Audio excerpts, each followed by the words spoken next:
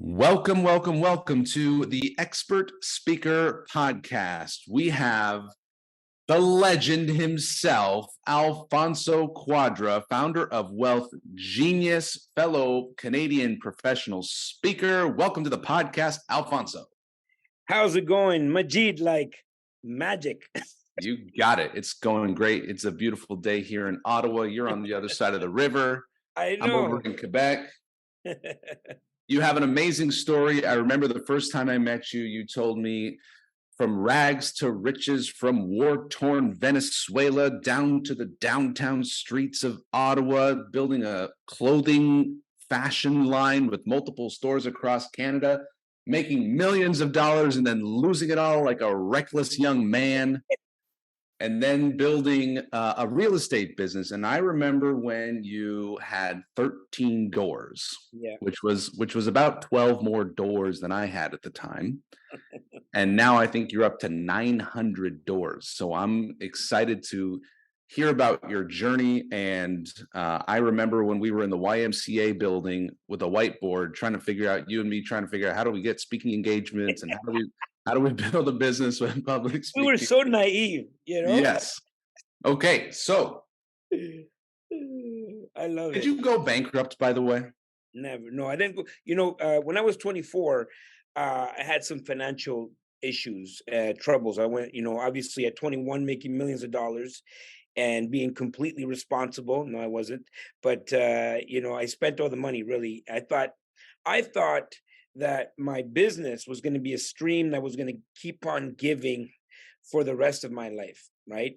And when I turned, by the time I was 24, I was negative $1 million, and I had to dig myself out of a hole. So no, I didn't go bankrupt, but the second time around, I think I valued money more, and I was educated. I educated myself in financial literacy, and then I made better decisions, after I dug myself out of the hole, which is when I started down the path of real estate. Gotcha. And you were also a father at a very young age. 17. Yes. So you grew up fast. That changed my life, right? So previous to that, I was war torn. I left home at 15, and I was homeless. I was living on the streets at 15 years old. I went through some really, really, really dark times, just like everyone, I think, has gone through a dark time. I had a life-changing event. I became a dad, right, at 17 years old. Gave me purpose, gave me a why. Now, I always tell people, you know what, you don't have to have kids to find a why or find a purpose, but definitely for me, it was something impactful because I grew up with no father. I felt like no one was there to support me growing up, and so there's no way I wanted to repeat that with my own child. And I needed to step up, and my full focus was to make that little girl proud of me. Okay. So everyone needs a why. Yeah, And then, you don't have to have kids. yes. Because, like, especially young people, if you're watching this, and I'm sure you have an audience of, younger people, older people. I mean, it doesn't have to be your kids. It could be something you need to hold on to that gives you a drive, keeps you moving forward. Because you know what, whatever road you go down, you're going to have obstacles. You're going to have roadblocks. And if you don't have a strong enough purpose, you'll give up, right? It's easy to give up, Yeah. especially the speaking business. I always tell people, if you're going to go down people are like, Alfonso, I want to be a speaker. I'm like, the majority of speakers have skinny kids. Yeah. You're going Yeah. to be I said, be prepared to be underpaid for a very, very long time. And, just like when we met each other, we were at the very beginning of our journey, which I want to say it was roughly 15 years ago. I want to Yeah. say, I want to say Yep. roughly about That's 15 years. about right. Yeah. And I had no clue. I thought people, if I learned how to speak and I had a good enough story and message, I thought people would just hire me all over the place. Yeah. Yeah. Just give me big fat checks. you So know? I remember you and I, we were giving speeches to at-risk youth for Yes. free on a Yeah. weekend, just because we wanted to do it. Excuse me, Majid. I would get Starbucks gift cards. Okay. So, Right. you know what I mean? I was one step above. Technically a paid speaking engagement. That's right. And I remember early days, Alfonso, you would host events on wealth building, Yeah. whether it was entrepreneur mindset or money mindset, which things that you've really come a long way with. And you would rent a room at the Best Western, Hmm. and you would sell tickets at $300. And I was watching and taking notes, thinking like, okay, how's he selling $300 tickets, and how much does the Best Western room cost? And you know, The basement of the Best Western. that's right. So, I really admire that you just go for it and that you just do it. And I also acknowledge that it's 2023. Maybe it's a bit of a different time and a different strategy. There's so many more opportunities online. But also, what I find really interesting about you is that you're still getting on airplanes and booking hotel rooms and filling rooms, and that's really, really impressive too. I love seeing the pictures of you with your groups. So maybe I'll ask you if you were giving advice to someone today who said, I want to do speaking, I want to do workshops, I want to fill my workshops. I don't know, should I book the Best Western or should I book a different place? And what should I price the tickets at? Where do you even start with advice for someone who wants to do what you're doing now? Well, first things first, if you're doing it for the money, like if that's what you're trying to make money, it's probably not the best business, right? Because you got to love it.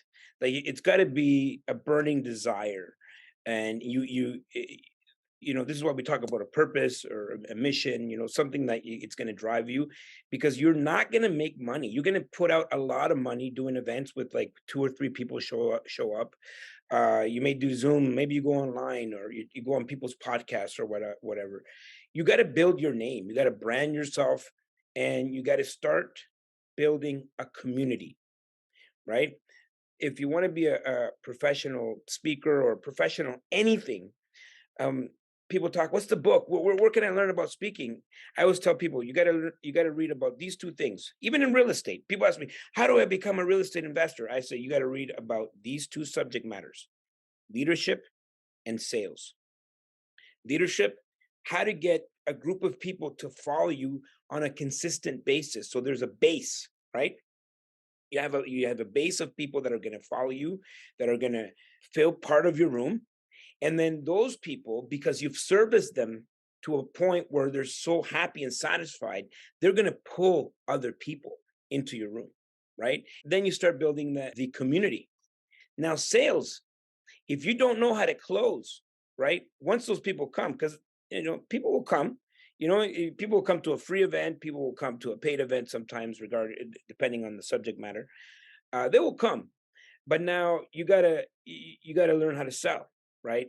And you're in the front of the room. You have an opportunity. Anytime someone enters your room, that's an opportunity to create a member of your community, right? That's the way you have to. This is what you got to the way you have to look at it. And so, if someone was starting today, you got to educate yourself on leadership. You got to educate yourself on learning how to sell. Well, I don't want to sell. My product should be good enough for them to want to join on their own. Well, no, like no one cares, right? People, everyone. Alfonso, how does someone learn how to sell? Well, they got to practice, right? It's an art form. It's a practice. You have to educate yourself. You have to practice. Role play with people around you, and when you create a sale, that's a conversion, right? So now that's measurable, right? You can measure what you convert for example, in the real estate business, right? So you pitch 10 times, you pitch your deal, one person invests. Well, that's a 10% conversion. Now let's improve on that, and let's increase the conversion. You see, if you have metrics, then you know you have something to measure, right? You could say, okay, next time I'm going to add this, I'm going to say this. You can watch video of yourself, pitching a deal, trying to get an investor, and then all of a sudden, out of 10 you get 2, right? So Yeah. now you've increased your conversion. Now that's measurable, right? You can see whether Yeah. you're on the right track, on the wrong track. Yeah. Okay. Let's talk about selling from the stage. Yeah. You shared with me some really big numbers. when you were going to a room full of people and spending 3 days with them, and I think you were pitching like a $60,000 program. Yeah. So these are people who have no idea who Alfonso Cuadro is on day one. Hmm. And by day three, there's $60,000, and a lot of people are buying this program. Hmm. So, what are some of the mistakes that you made and the lessons that you learned? And now you're a master at it. What can you share with us about selling from the stage? First of all, you have to believe in your product. The product that you're selling has to be exquisite. It's got to be 11 out of 10, right? Like you have to have a product that is going to deliver on what you're selling. That's number one, because it's easy to sell a room. It's easier to sell a group of people one time, but if they're not fulfilled, if you don't have the after fulfillment of how to service your students, your clientele, then you're gonna do well one time, right? Versus having a longevity like I've had longevity in this industry where I'm attracting people. People come to me, I'll get on a Zoom call, they're like, Alfonso, we don't even know what you're selling, but we're in, right? That's what you want. You want to be a magnet to all of these people, and then you get to pick and choose the people you want to work with, right? So number one, the product is number one. So if you are selling a product, a coaching program, or an investment, or whatever it is that you're selling from stage, you have to believe in the product, and you have to believe that it's going to help people. So, for example, if you're selling a product for somebody else, but you're just doing it for the money, or you're just doing it because you're gonna you need to convert, or whatever, for whatever, any of those reasons, you're probably not going to do well, or you may do well at first and you're not going to have longevity in the game. So number one, have an amazing product. Number two, you got to believe in the product. Number three, now that belief has to transfer to the audience. The audience needs to have certainty in the product, the company, the people that are running the company, and then lastly, they have to be certain in you. If any of those fail, if they don't have certainty in what they're going to buy, or what they're going to invest in, you may not have a deal, right? And so for me, it's very product driven, and the belief in what you're actually selling in helping people. So having a really, really great product and Yeah. really believing that it delivers on it is the foundation. That's the foundation. And Without then that, you and can then sell, you can transferring do. that belief. Yeah, yeah. If, Okay. if if you don't have that, if that's a basic, right? Like if you don't have that, you will sell from stage. But number one, there's something inside you that's going to say that feeling where you're like, you're doing something wrong, or you're hurting someone, or whatever, like selling someone a bad vehicle. The vehicle is going to, fall apart at some point, and you're taking good money from someone. I don't care who you are. At some point, you feel it deep inside. You can't you can't fake that. This is why it feels like a greasy car salesman when someone comes and tries to sell you a product that people are standoffish, right? Yeah. And I didn't understand that, right? I just thought you can just sell people. I'm good at sales. I've been in sales Yeah. my entire life, and I didn't have the right product at the very beginning. Yeah. So what are you selling now? Wealth Genius? Man, everything I do is it has to do with sales. My whole life is always either selling myself, investments, even dealing with sellers, right? I have to convince them that I'm their buyer, right? And I have to convince someone. I have to sell myself to get the deal that I want, even though other people have offered so much more. And Okay. so, what I've done over the past 23 plus years, I've been a real estate investor, and I've developed systems that are easily transferred to other people. Meaning, if real estate is the path that you want to go on, and you want to compress time, right? Because I think if someone is driven enough, they're going to be successful in real estate. But if someone wants to compress time and surround themselves around a group of like-minded people that are doing exactly what they're trying to do, then Wealth Genius is your community, right?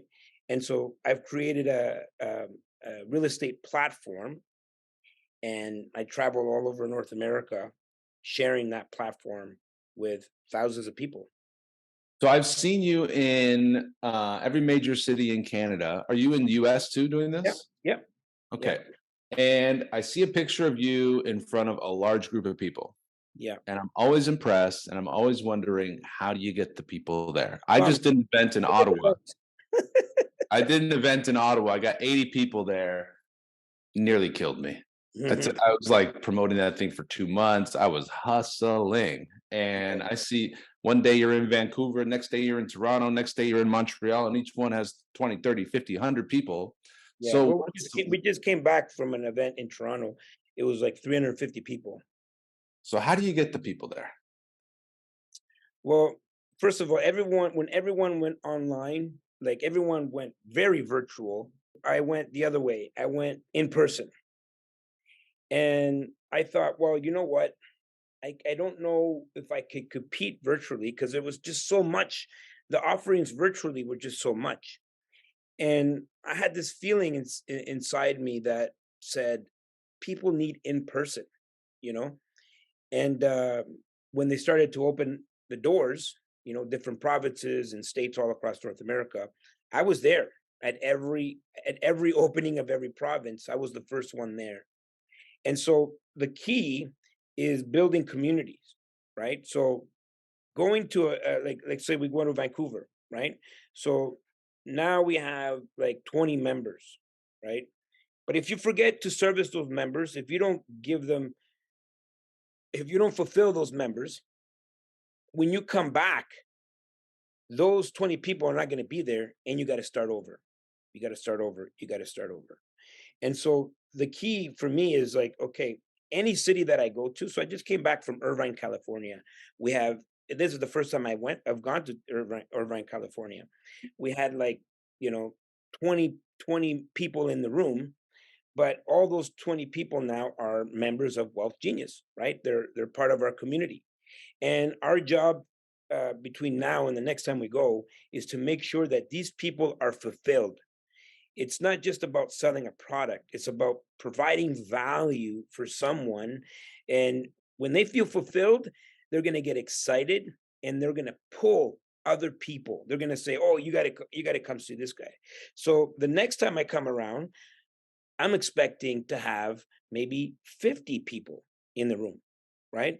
And so those 50 people, out of those 50 people, depending on who wants to be a part of Wealth Genius, then we have to fulfill those people, right? So you have we have a fulfillment team of coaches and like a call center, like emails, tech support, back end people. Like we have a full team to be able to provide the service, so we can be of value to people, right?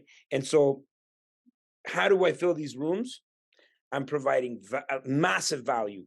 I'm over delivering on my promise, and making sure that I make myself available as much as possible to these people. So I continue to go back. It's not like I go to Vancouver and never people don't see me ever again. I'll go back and continue to service that community, and watch that community grow, and then they'll pull more. It's going to be organic. Okay, cool. So you've got a seven-figure or multi-seven-figure coaching company with hundreds of clients across North America, and you have a completely separate business that's buying and renovating and managing real estate that has its own team. How do you make yourself available? What are some of the ways that you've sort of scaled your availability without completely losing your personal life? Are you doing voice memos? Are you doing group calls? Are you doing Facebook groups? What are some of the logistics of how you scale your availability without losing your sanity? I read this book. I think you might have read it too, and it's come up a few times in multiple books. The 80/20 rule, Mm. right? So 80% of what you do doesn't really impact your business. Actually, only 20% of the activities you do on a daily basis actually create more than 80% of your revenue or value or what have you, right? So what I have gotten really good at is focusing on that 20%. So then I create all this time for myself, right? So for example, I don't have email on my phone. I am very specific on when I check my text messages, and I don't go down a black hole. I have other people operating so things like social media. I mean, there are times when I go there on my own, but time is the most valuable thing that we have. It's the commodity that it's is finite, right? Like if you waste the time, it's gone forever. So I've gotten really good at managing my time and making sure that I'm spending my time doing the things that excite me and that are going to be the most valuable for all of our companies. So I have the Quadra group of companies, and we built really amazing companies that can operate without me. And so my time is invested where I'm needed the most, right at the front of the stage, delivering, either raising capital or negotiating. So I have an acquisitions department. Nothing can happen without people, right? And the solopreneur thing is BS, right? In my opinion, right? In my opinion, I know people can automate a lot of the things, and there's Chat GBT now, but just like everyone went online, I went in person. Just how everyone's going AI, I'm going people. And people, people, people. You find really good people, you cultivate them, you create leadership, and what you're gonna create is amazing followers, and that builds a company. That means that no longer your time is going to be needed in every single aspect of your business. And so my calendar, all my time is accounted for, all of it, every single. If when we have daylight saving time and we go back an hour, I'm thinking, who am I going to invoice for this hour? Like So I'm hearing a theme that you're doing the opposite of what the mass does. The mass goes to AI, you go to people. The mass goes to online, you go to in person. Is that a principle you follow generally? I didn't even know I was doing it. I was just, I look at, where am I going to have the least amount of competition, right? Yeah. And when like online, there's just so much. And we do have offerings online. And I'm not saying that you should not look at online, because obviously, I mean, it makes things a lot easier, more efficient. You can do it from home. You can do them from anywhere. I mean, I saw you were in Guatemala. I saw you, doing all these amazing things. So I'm not against online, but for me, I said, where can I be more competitive? When you have all of these real estate networks and platforms and educational platforms, how do I stand out, and how do I make sure that people have an opportunity to get to know who I am and the offering that I have? Well, I had to go to a space where I was the only one, and it was just like everything aligned during COVID-19, where everyone kind of went online, including myself, like during the pandemic. But the second they opened the doors, I was there, right? And it was just, and I wasn't expecting to be the only one, to be honest with you, right? I wasn't expecting. I thought everyone was thinking the same thing. So I was like, I got to be first. You know, Yeah. they opened up Alberta.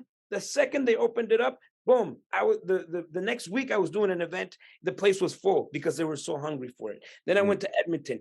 Then they opened up BC. Boom! I'm in Vancouver. The place was full because there was nobody else doing it. And so it's almost like there was this urgency. It was like I have to make sure I can capture market share before anybody starts. I'm thinking like they're coming. I mean, and I was like, all 2022, I was like, they're coming, they're coming, they're coming.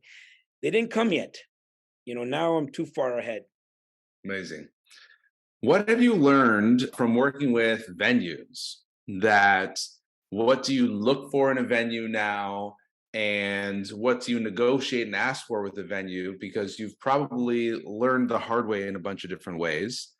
And what do you look for because there's the Chateau Laurier, the best of the best, the Fairmont properties, and then there's the scary places, right? And you're looking for some. I don't know exactly what you're looking for in your venues, but what Yeah.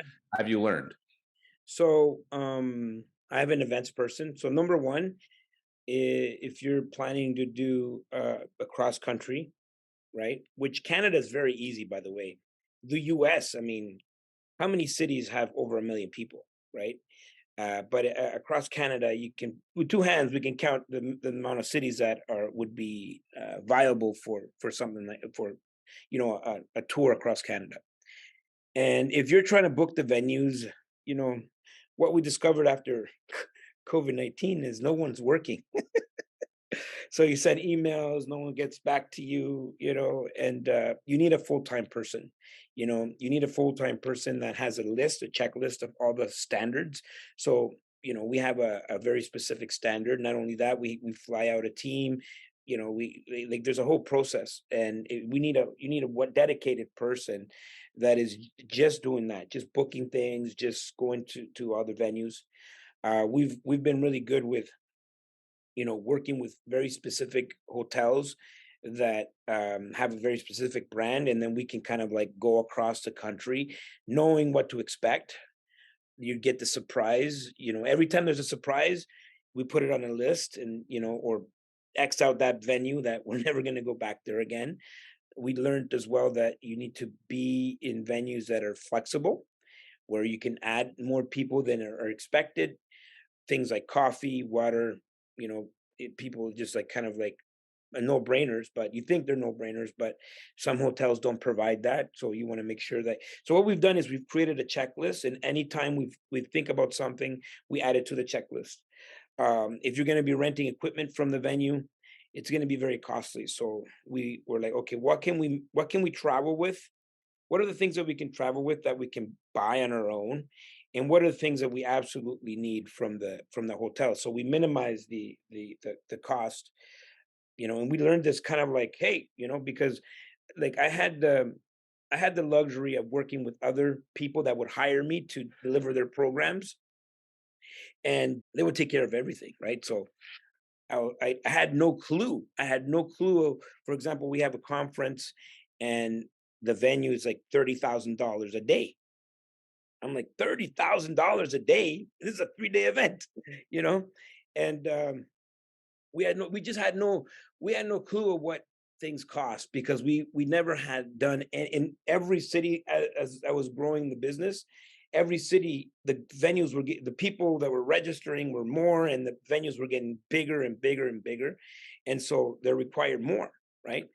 And we learned it all. Like we learned it on the job. We're like, oh, we'll never do that again. That's costly. How can we buy that? How can we have that in our storage? That kind of thing. Yeah, very cool. You got good So, questions, Majeed. You got good questions. so where are you going next? Where do you see this all going for you? So we're growing. We grew into the U.S., and basically we're taking what we've learned, and I am cultivating other speakers, right? So remember what I talked about leadership. You're not a true leader until you create other leaders, right? And so if we're going to continue to grow, we need to invite other brilliant minds, and I need to train them to be amazing trainers and speakers. And ultimately, then I can be in 2 places at once, or 3 or 4 or 5 places at once. When I was in Irvine, at the same time, I had an event in Barrie, Ontario, right? And so this is now I've duplicated myself, right? Very And good. now it's all about how many people can I attract, right? That want to be part of the mission, the vision, and everything that we stand for, and they have the similar belief that I can train to go to the next level. That's great. I got a question for you about personal brand. You're almost always in a suit, and not just any suit, usually like a very colorful and unique suit, right? I know you come from the fashion business. Well, how do you think about clothes for yourself? Yeah. And how do you want to see the people dressed who are representing you, for example? people need to be themselves, right? Because if you're wearing a suit and it's clearly not you, it's going to show, you know? For me, it's a lot deeper than that. When I was a teenager, I had no confidence. I had no self worth. I didn't believe in myself. Zero confidence, right? And I'm living on the streets, homeless, and obviously, I shared with you that when my daughter was born, I had no choice. I had to just kind of like go back into society and go back to school, get a job, like get my life together. But as you make a transition from one life to another, and as you're changing, everyone's forever evolving, but I was evolving.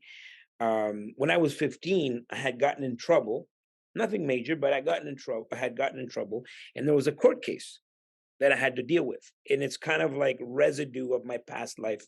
And I feel that if I would have been charged or I would have had that on my record. If I had any type of criminal charge on my record, it would have definitely impacted my entire career and my future, because my first business required me to go to the US. That was my clothing business. Was I was going to New York and bringing clothes to Ottawa. And so that wouldn't even have happened if I had this charge. Now, there was always this man, his name is Peter. He was always around. He was kind of like my big brother. He wasn't part of any organization, but he was always, like a family friend that was always checking in on me. And I was living on my own at the time, 17 years old. I'm a father at this time. I'm trying to get my life together. And my mom had said that, Alfonso has this court case, and like, I'm worried about it, kind of thing. And so he comes and visits me, and he says, "Do you have a suit?" And I said, "I don't have a suit. I've never worn a suit." Right? I was 17 years old. I'd never had worn a suit in my life. Suits never entered my brain as like a piece of clothing that I would ever wear in my life. And he's like, "Well, if you don't wear a suit, it's almost like you don't respect the court. And if you want to have a favorable outcome, the very least you can do is wear a suit in the courtroom." And I said, "I don't have a suit." So he's like, "Let's go get you a suit." And so we went to I can't remember if it was Value Village or some sort of secondhand store. And there's this rack with all these suits, and I don't even know my size, right? So I grab a few, and then I put the suit on, and then I went out and I looked at myself in the mirror. Majeed, for the first time in my life, I saw potential in Mm, myself. nice. And so that the suit to me, it's like a cape. I don't know. Ever since that day, it's like there's a confidence that was built within me that I'm like, I can do so much more with my life. I'm not even tapping into my full potential. And so, one is the respect for the audience that I want to have. Number two, changing something so small as the way you dress has a direct impact on how and who you attract that day. And winners are attracted to the winners locker room, right? And that's kind of like what the suits, it's like there's a meaning for me. When I put a blazer on, I'm always in a blazer, I'm always in a suit, or it just, that's what it to me, that's what I'm magnifying that. That's part of my brand. People know this. And the flashier the better, because that's my personality. Yeah, flashy. I But it's love that. not for it's not for everyone, right? It's like for some people, they wore suits all their life, and to be on stage and not wear a suit, that's impactful to them because that was the first time they were free, kind of thing. Everyone needs to be themselves. Yeah, very good. All right, Alfonso, we've covered a lot. We've covered selling from the stage, which is all about believing in your product. We talked about filling the room, which is all about building the community. Yeah, We talked about why you're doing in person, and it's partly because you just felt like that's what the people needed and everyone else is doing virtual. I was talking to a friend recently. She said she was buying Fubu and Bubble Baby, I think from your store on Rito Street. What was the name of that store? Rugged culture. Yeah. Mm, So I started my business in 1996. yeah. And you're doing now your coaching business, Wealth Genius, and you're doing the real estate business. I remember at one point you were selling e-bikes and you were doing Yeah. So what I've done, commercial cleaning. yeah. So what I've done is I've streamlined the things that I'm good at, and that's all I do, right? I've doubled down on the things that I'm good at, even if even I had companies that I wouldn't even have to, the other people were running, but it would take up bandwidth in my mind. So I had to sell, cut, I had to restructure everything that I'm doing. And I'm just doing the things that are symbiotic to one another, right? And so everything I'm doing, it's revolved around real estate. That is my focus. That's all I do. And that's all I want to be known for. Let me ask you, you were $1 million in debt Yeah. and you did not file for bankruptcy. No.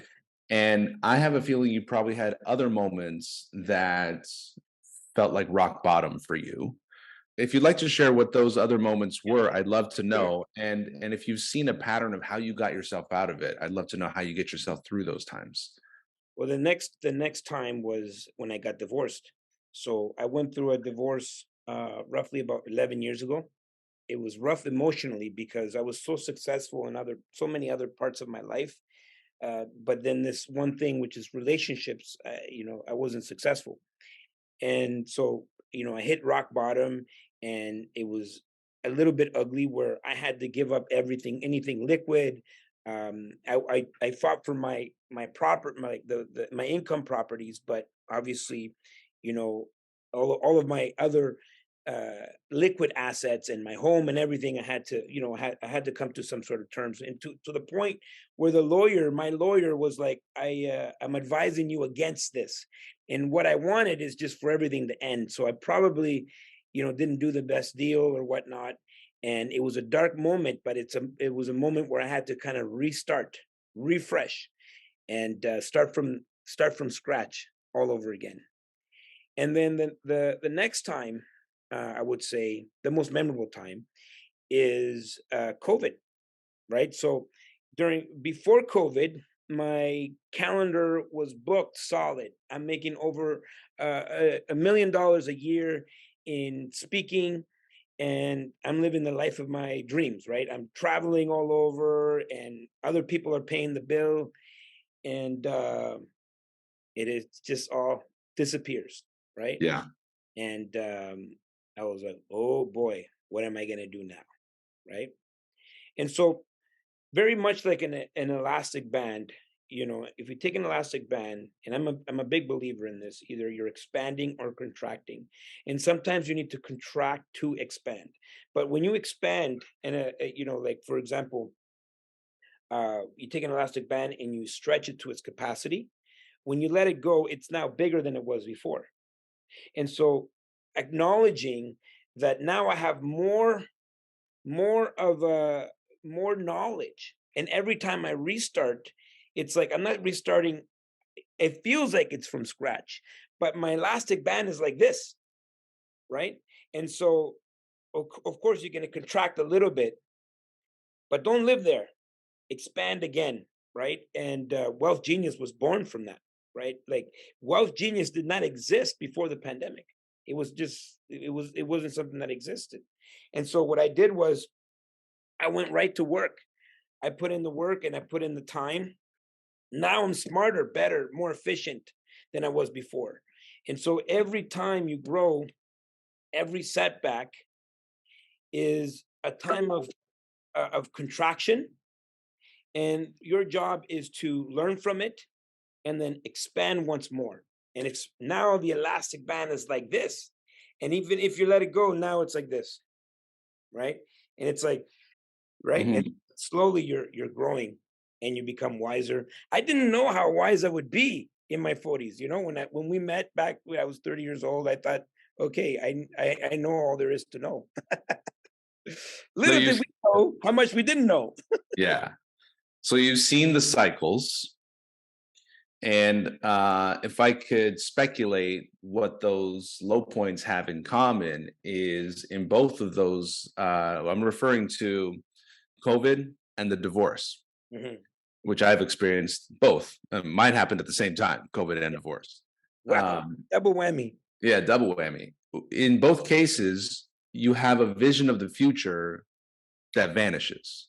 Yeah, You know, you expected you're going to live with that lady for the rest of your life, and boom, it's gone. You expected you're going to be making $1 million a year traveling, yeah, yeah. perhaps for the rest of your life, and boom, it's gone. So there's an attachment to the future Yeah. that you grieve and mourn and rebuild. And now that you look back, you can see it's a cycle Yeah. Yeah. that if you zoom out far enough, you do see ultimately a trajectory, at least of building wisdom and experience. Yeah. And the wiser you are, the better you are equipped to dealing with the downturns, right? And Yeah. I think Jim Rohn, I love Jim Rohn, and I know that you know Jim Rohn, but maybe your audience doesn't know Jim Rohn. Go check him out. But he said, "Don't wish for less problems, wish for more skills. Hmm. You have more skills, you can deal with any problem." And the benefit that number one, when I went through my divorce and I started over, the benefit that I had was I was very skillful in building businesses. So I went build businesses, right? I was, this is what I was doing. And when it comes to the pandemic, well, not only do I have the skill set in building businesses, but now I have this new added skill of selling from stage, impacting people, building community, and it wasn't hard for me to put everything together. I always tell people, Wealth Genius has been the one thing in my life that has been effortless. It's almost like it's like everything in my life that I've learned has come together for me to build this community that was so effortless that it just like it kind of like it just organic. It's organic. We're attracting people versus everything else. I pushed Majid. I pushed so much for all the other things that I've done in my life. I pushed so much on so many things that I became so skillful that this just became like boom, you know? Well, from the outside looking in, it looks like you planted seeds long ago and watered them over and over and over, and then boom, it shot up. But it's something that you've really cultivated for decades. Well, that's what I tell people all the time. If you want to be a speaker, and this is what you want to do, if you want to be a speaker, be prepared to be underpaid for a very long time. And if you can prepare yourself for that and you're doing it because you love or you want to change lives, you want your message out for whatever reason, then those are all the right reasons to do this business because you're going to be underpaid for a very long time until one day, and that day will come that you'll be overpaid. Mm, good. Love it. I think we'll leave it on that note. Alfonso Cuadra, how do people connect with you, learn more about Wealth Genius, invest in your real estate projects? How do people get a hold of you? I'm very Googleable. I'm on all your favorite social media platforms. If I'm not there, shame on me.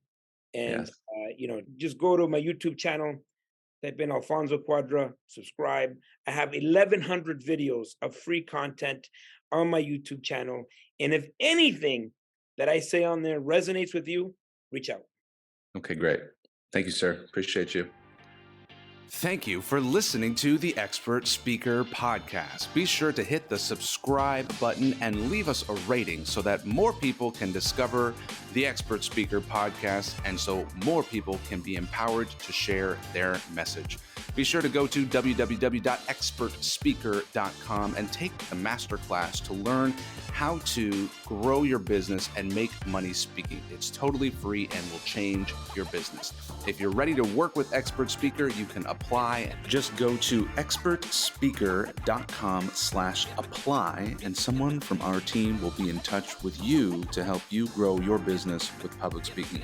That's expertspeaker.com/apply. We'll see you in the next episode.